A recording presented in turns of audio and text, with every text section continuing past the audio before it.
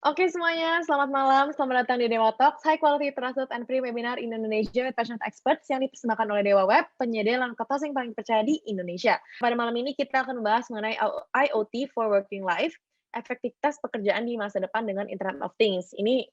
Topik ini sebenarnya udah aku dapat request udah lama banget sebenarnya dan baru bisa direalisasikan hari ini. Jadi semoga teman-teman bisa belajar ya tentang IoT di webinar malam ini.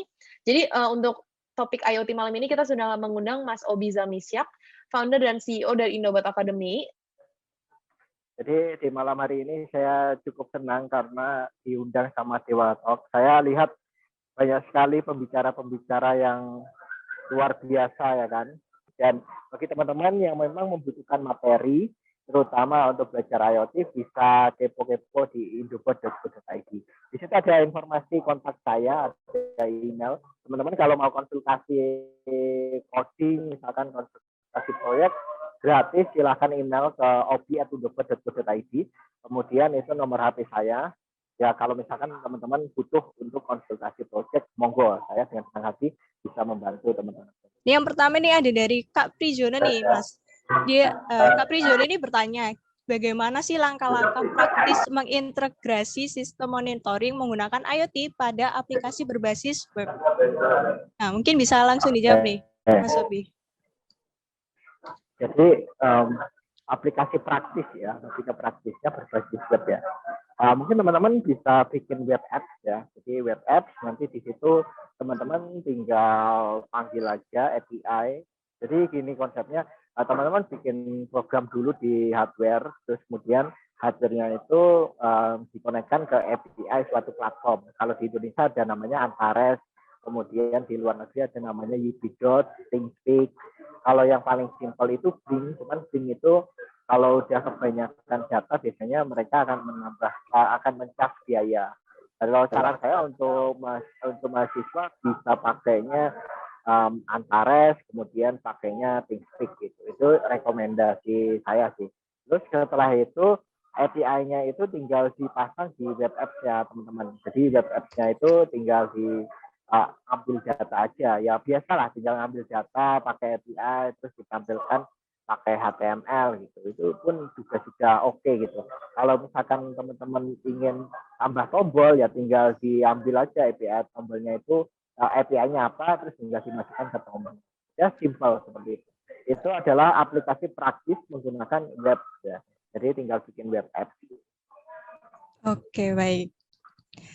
Jadi ini ya bisa pakai Bing yang paling simple atau untuk mahasiswa bisa pakai Antares ya, Mas. Oke, ini ada pertanyaan selanjutnya nih Mas dari Kak Kendrick. Ini bertanya, apakah kehadiran dari teknologi 5G dan revolusi industri atau Society 5.0 ini dapat memberikan banyak dampak baik untuk perkembangan IoT ke depannya? Gimana Mas? Untuk 5G ya, 5G itu tentunya akan dampak sih. Ya kita aja bisa main game streaming kok ya. Jadi intinya kalau 5G udah datang, pasti semua koneksi internet akan jauh lebih cepat. Terus kalau sekarang ini kan kendalanya IoT itu dikoneksi ya. Mungkin karena yang pertama seperti pemancarnya, terus kemudian tower-towernya itu kan belum banyak ya. Nah, di sini IoT ini membutuhkan koneksi yang cukup stabil. Sehingga dengan adanya 5G, kemungkinan 5G dan 3G mungkin akan kosong. Ketika kosong bisa dipakai untuk IoT sehingga komunikasinya jauh lebih lancar. Kalau 4G sekarang udah padat banget gitu, udah padat. Terus kalau 5G ke depan kalau misalkan udah beralih ke 5G kemungkinan 4G akan kosong gitu.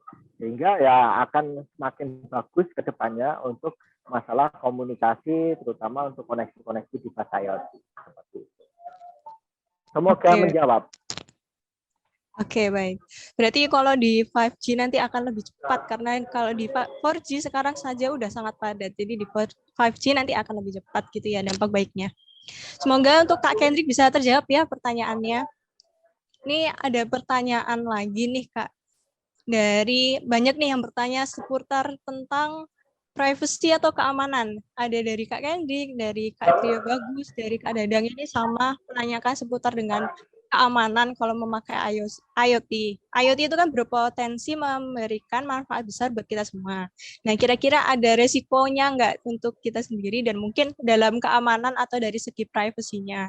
Dan ada bagaimana cara mengatasinya. Itu seperti apa, Kak?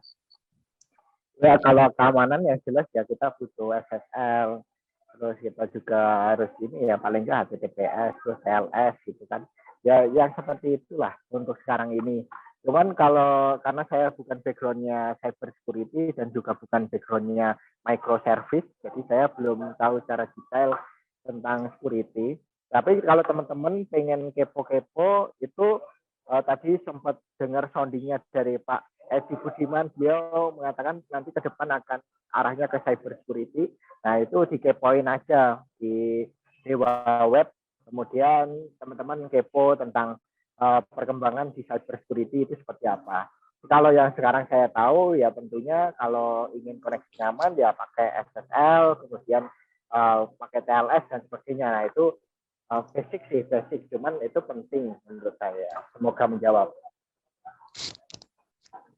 Oke, gitu ya. Jadi kalau mau aman bisa pakai SSL dan HTTPS nih, teman-teman. Oke. Semoga menjawab ya untuk 3 penanya tadi. Ini ada dari 3 penanya sekaligus nih tadi.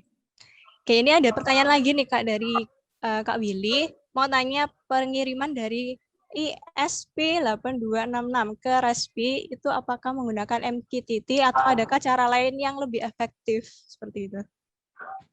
Oke, kalau cara lain yang lebih efektif ya nggak usah pakai Raspberry Pi, jadi langsung masuk aja ke platform. Jadi tinggal di apa ya istilahnya, tinggal ditaruh aja menggunakan API, terus kemudian taruh aja di platform. Nah, tujuannya Raspberry Pi kan aslinya untuk backup server aslinya. Kalau misalkan kita udah punya koneksi yang kuat, yang cepat, menurut saya backup server itu cukup menggunakan SD card. Jadi SD card itu ditaruh di ESP8266, kemudian dia dikasih memory card untuk menyimpan data logger. Nah, data logger itu dipakai kalau misalkan nanti misalkan terjadi lost connection gitu, data loggernya itu diupload. Nah, ketika ada koneksi terhubung lagi gitu. Tapi kalau misalkan teman-teman pengen servernya internal menggunakan Raspberry Pi ya protokolnya salah satunya MQTT itu tadi. Oke, mungkin seperti itu. Semoga menjawab. Oke. Jadi bisa langsung masuk platform nih kalau nggak mau pakai Raspberry ya. Untuk Kak Willy semoga terjawab. Terus ini dari Kak Maya bertanya, jika membuat model AI atau ML, apakah bisa diimplementasikan ke Raspberry Pi? Raspberry Pi. Nah, gimana nih Kak? Ya, kalau machine learning ya sama AI bisa sih di Raspberry Pi. Cuman machine learning itu kan mengakses banyak data ya. Nah, jadi kalau mengakses banyak data tentunya storage-nya itu kecepatannya harus tinggi. Sedangkan di Raspberry Pi itu kan masih menggunakan microSD. Walaupun microSD kali 10 itu juga si Raspberry Pi-nya juga masih kewalahan gitu loh untuk istilahnya memproses banyak data. Jadi kalau saran saya machine learning dan sebagainya udah pasrah aja ke Google Cloud, AWS ya, mungkin Dewa Web Next akan bikin machine learning gitu kan. Jadi saya ya, tapi kalau misalkan saya diperbolehkan mengulang waktu kuliah S1, saya akan belajar tentang revolusi industri. Karena mau nggak mau kita berada di bidang teknologi, mau nggak mau kita harus mengikuti revolusi industri. Barang siapa yang ini bukan kuat saya ya, saya lupa dari mana. Pokoknya barang siapa yang mengikuti revolusi industri, dia adalah pemenangnya. Jadi kita kalau ingin jadi pemenang di bidang tertentu, ya kita harus harus ahli di bidang itu dan kita harus bisa mengikuti revolusi industri. Mungkin di perkuliahan atau di pekerjaan teman-teman masih belajarnya menggunakan SCADA gitu kan. Nah itu juga bagus gitu. Cuman alangkah baiknya diimbangi dengan ilmu yang update seperti IoT, kemudian cyber security. Gitu. Karena ketika nanti kita sudah siap menerima teknologi itu, kita sudah satu langkah lebih maju daripada teman-teman kita yang lain. Gitu. Dan bagi teman-teman yang ingin mendapatkan hosting berkualitas, bisa cek di Dewa Web. Jadi di sana stabil, juga hostingnya jarang ngedown, dan teman-teman bisa dapatkan harga spesial bagi yang mahasiswa. Dan kalau teman-teman ingin belajar internet of things, jangan sungkan-sungkan untuk daftar di indobot.co.id/daftar atau langsung aja kunjungi websitenya indobot.co.id dan kepoin di Instagramnya. Jangan lupa buat subscribe di YouTube channel kami juga. Seperti itu. Oke, itu saja dari saya. Mantap banget. Cari hosting yang aman, Dewa Web.